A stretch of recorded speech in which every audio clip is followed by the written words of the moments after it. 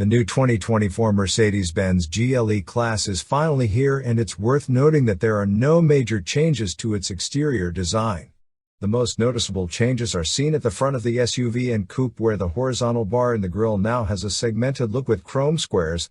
The corner intakes are accentuated with large chrome accents, and the headlights have new elements inside while retaining the same size and shape as the outgoing model. The taillights have undergone a similar update.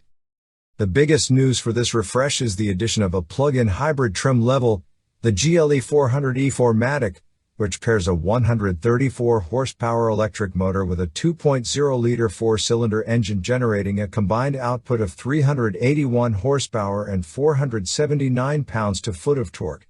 According to Mercedes, the PHEV can reach 0 to 60 miles per hour in 5.8 seconds and can run on electricity alone with the help of a 23.3 kilowatt-hours battery.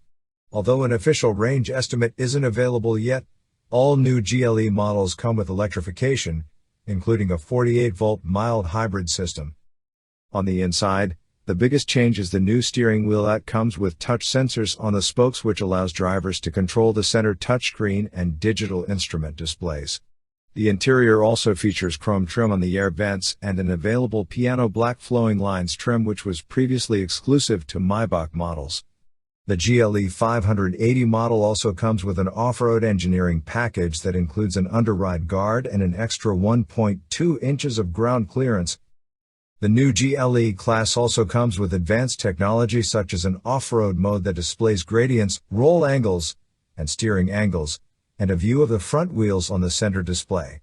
Additionally, there is a trailer route planner for those who pull trailers, which provides the best route to the destination based on the size of the trailer. The model also has new assists for reversing with a trailer.